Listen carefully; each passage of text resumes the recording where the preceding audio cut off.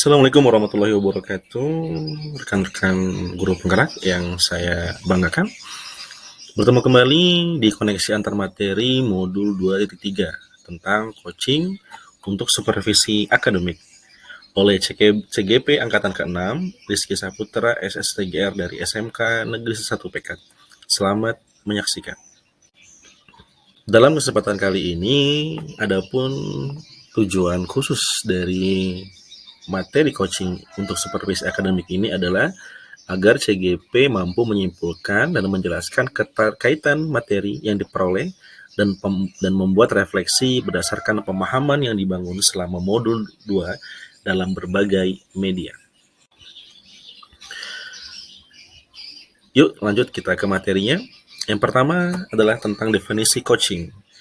Menurut pengertian Grant tahun 1999 bahwa coaching adalah sebuah proses kolaborasi yang berfokus pada solusi, berorientasi pada hasil dan sistematis, di mana coach memfasilitasi peningkatan atas performa kerja, pengalaman hidup, pembelajaran diri, dan pertumbuhan pribadi dari coacher.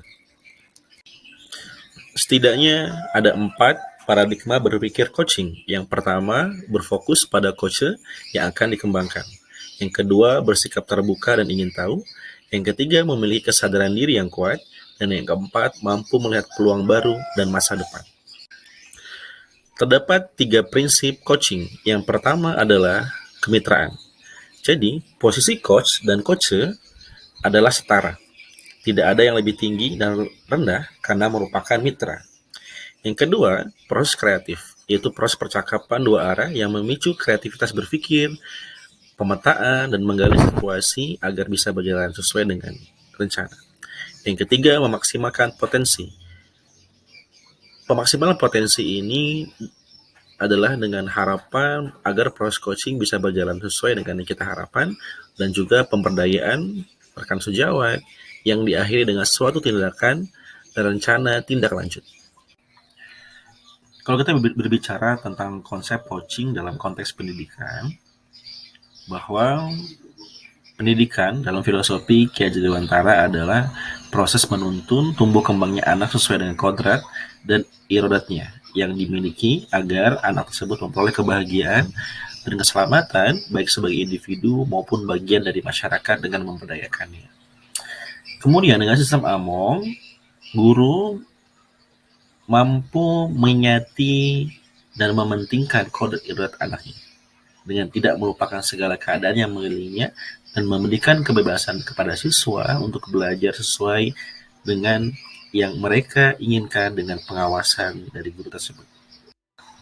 Dalam coaching terdapat 3 kompetensi inti. Yang pertama adalah kehadiran penuh atau presence.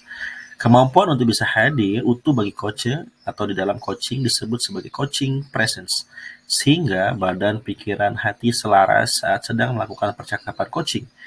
Kehadiran penuh ini adalah bagian dari kesadaran diri yang akan membantu munculnya paradigma berpikir dan kompetensi lain saat kita melakukan percakapan coaching. Yang kedua, mendengarkan aktif.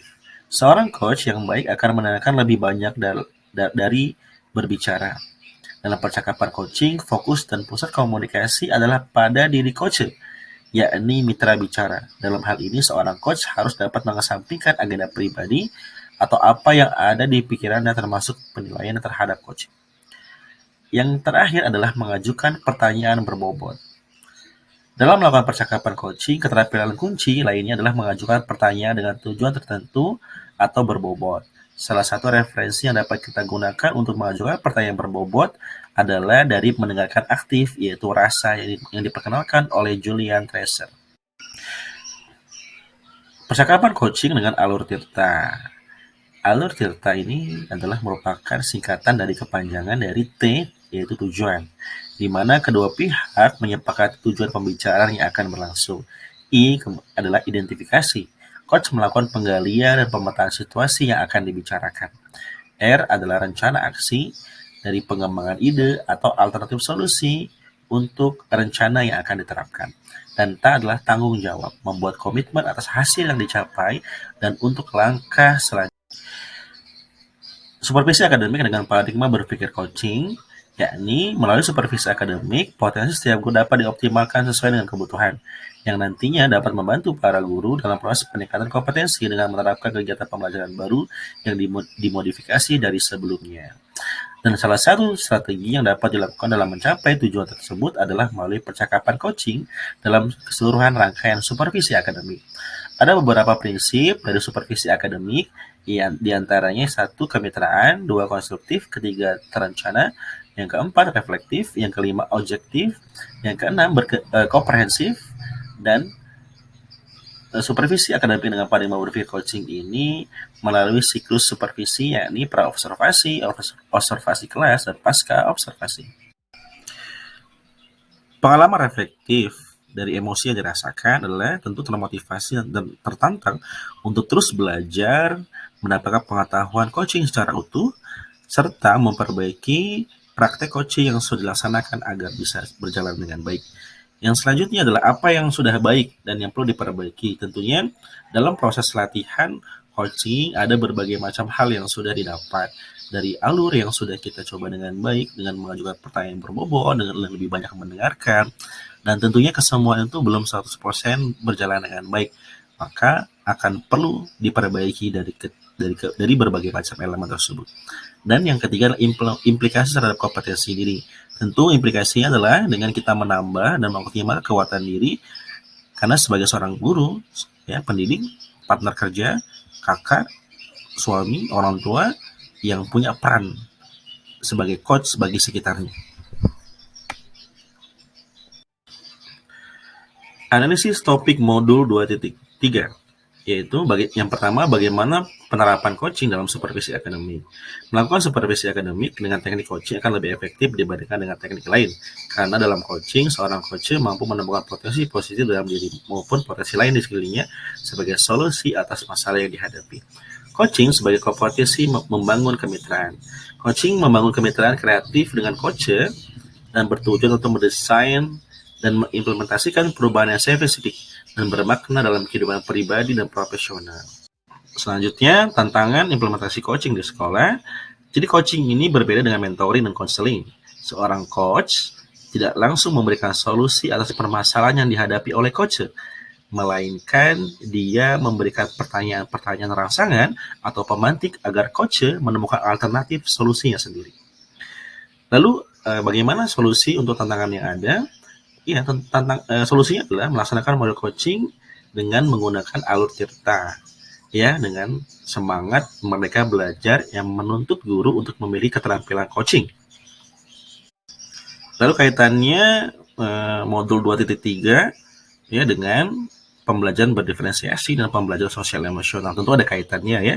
Dalam pembelajaran berdiferensiasi, guru merupakan pemimpin pembelajar yang mampu memberikan pertanyaan berbobot pada murid dalam menentukan minat mereka terhadap materi pelajaran tertentu. Guru harus mempunyai perhatian penuh kepada muridnya sehingga mampu memberikan pertanyaan yang bisa menggali potensi murid-muridnya dalam mengungkapkan pendapat, menyimpulkan, menanggapi dalam pembelajaran individu maupun kelompok. Kemampuan mendengar aktif sebagai bahan dari prinsip coaching sangat diperlukan guru dalam proses pembelajaran dengan siswa sehingga mampu menangkap kebutuhan siswa sehingga guru bisa memberikan metode pembelajaran yang bervariasi sesuai dengan kebutuhan siswa. Adapun pembelajaran sosial emosional, seorang coach diharapkan mempunyai kompetensi mendengar aktif. Hal ini untuk menghindari coach melibatkan perasaan, pikiran, dan emosinya terbawa oleh coach. Melalui manajemen diri yang kuat, kesadaran sosial, dan keterampilan berelasi, seorang coach akan mampu berempati namun tidak hanyut oleh perasaan coach. Jadi materi pembelajaran tentang coaching untuk supervisi akademik memberikan pengalaman yang berharga dalam hal peningkatan peran guru sebagai pemimpin pembelajar, khususnya kompetensi dalam memimpin refleksi dan perbaikan kualitas proses belajar yang berpusat pada murid. Seorang guru harus membiasakan melakukan refleksi terkait perbaikan kualitas pembelajaran. Selain itu, guru harus mampu memandu rekan sesama guru untuk bersama menganalisis data hasil pembelajaran, merencanakan tindak lanjut berdasarkan hasil analisis tersebut, dan melakukan refleksi berdasarkan umpan balik dari murid untuk perbaikan kualitas praktik pembelajaran. Demikian koneksi antar materi modul 2.3 dari coaching sebagai supervisi akademik. Terima kasih.